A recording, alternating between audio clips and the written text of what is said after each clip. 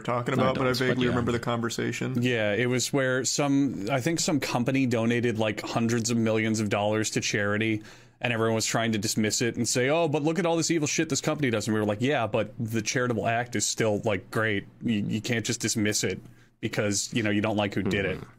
Well, wait, wasn't that just a thing this last week on Twitch with like the crisis in Turkey? Yeah, that Hassan and iShowSpeed. Hassan and iShowSpeed did huge fundraisers for victims in the earthquake in Turkey and Syria, and they got shit on for it. Why? That's a good thing. Because they don't like Hassan and Speed, so they were saying it's actually a scam, and Hassan's pocketing all the money. It's crazy. You need to put your fucking differences aside when you're doing something for the greater good. That's all there is to it. The only reason, as a Turk, I'll get on my soapbox here. The only reason you can oppose it, not that you should, is that due to the corruption in those areas of the world, most of that money will probably not actually go to any victims. Oh, it doesn't. So it's going. I checked in myself. It seems like it's going to pretty legitimate places like CARE. So like it's not going directly to anything like in Turkey or like Turkish government. It's going to like the actual emergency responders, from what I can see, help get people like out of the rubble that are still fucking buried in rubble. And even then, it's better than nothing. You know, it's better than doing absolutely nothing. Well, also, like, the idea of it also counts as something. It's like that old thing where, like, if you get given a gift, you should be thankful regardless because, you know, effort went into it. Gift it's horse kind of like in the that mouth, with this. Yeah, it's kind of like that. Like, they're at least trying to do a good thing, you know? So that's something to be appreciative of, I guess. If anybody, for the most part, came up to me that I don't like, but they said, yeah, I just scrounged up together hundreds of thousands of dollars for charity, I'd go, oh, wow, fuck, that's pretty awesome.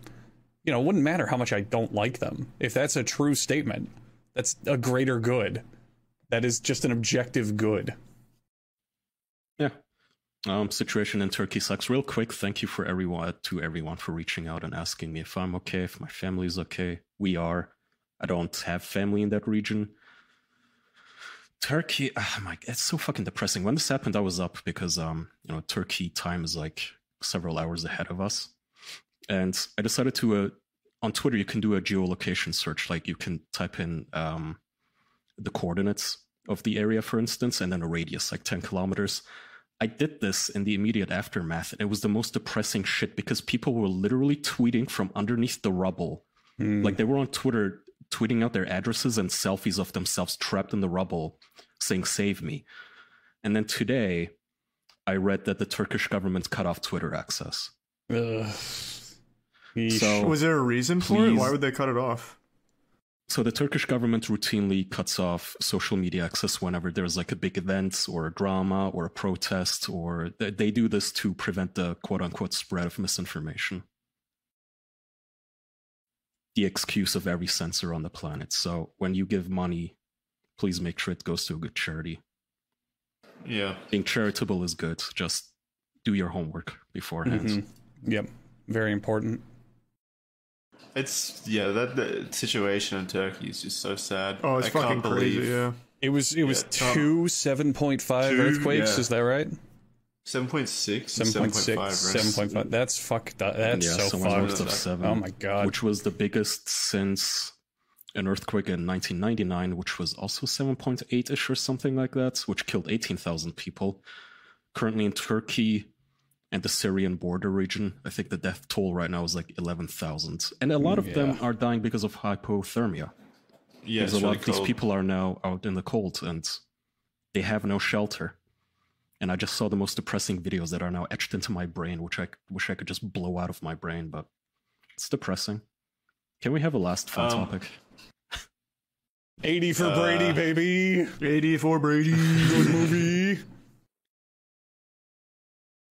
The Ralph Tard. Ralph blocked me. Ralph. I don't know why. I don't know what it accomplishes to re-block me without interacting or doing anything. It's not like I tag Ralph in anything or any of my tweets. I don't get my Ralph news from his timeline. I just go to the Kiwi Farms, or just, even if I wanted to, I could just open a private tab, Ralph. It's odd. His father-in-law retweeted our podcast. So thanks for the shout out, Harry.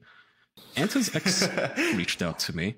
Faith Vickers. This is the girl who was in his revenge porn. Yeah. Who gave me a bunch of, she corrected some of my misconceptions or misunderstandings. She said that technically, yes, he is a convicted sex offender with a suspended sentence, which he has now served. Also, his anti-abortion posturing is just that. It's posturing, because apparently at the time when she was pregnant, he begged her to abort the baby. So all of that is also fake. Oh, yeah, that sounds about right. I can't believe that. Yeah, that sounds about right. Like all the staunchest anti-abortion people online or whatever, if it were to happen to them, I think they would be totally fine with abortion. Where the fuck did I type youtube.com? It's supposed to be Twitter. Hang on. He has this fun tweet. His court fits, by the way. He uploaded this photo of himself in front of a green screen wearing a suit, looking like a fucking dunce. It's just the trashiest person. He's like tweeting at his father-in-law about how he cream pied his daughter and shit. Yeah. I had a look at his... After that episode, and throughout the week, I had a look at his Twitter just to see what was going on. I wanted to do some research. He had like videos of this courtside seat at like a boxing match, and it was just a video of him making out with his wife, like so fucking disgusting. Close up of their like tongue, like their tongue slapping in the air and stuff. His tongue down her throat. I'm like, why are you're like a 40-year-old man? Why are you posting this online for everyone to see? It's crazy. Gross. He's 40 because he looks like in his 60s. It is wild that he's only in his 40s. I think he's 30. I think he's 37, right? Oh Jesus, what?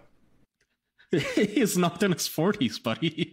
I'm telling you, he's in his 30s. He's a few years older than 50s. Me.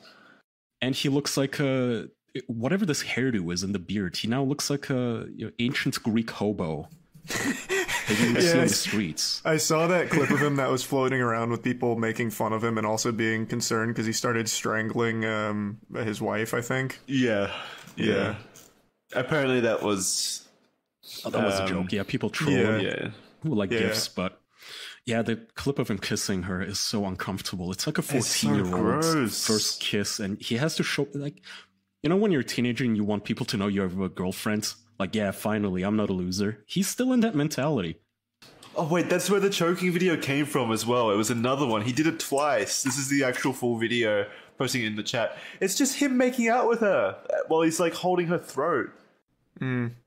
Awesome. This is so Ralph, what is this? Why do they insist on kissing on camera? I don't want to. I don't want to get too deep into it, but I got tagged in like an actual Ralph superfan. So one of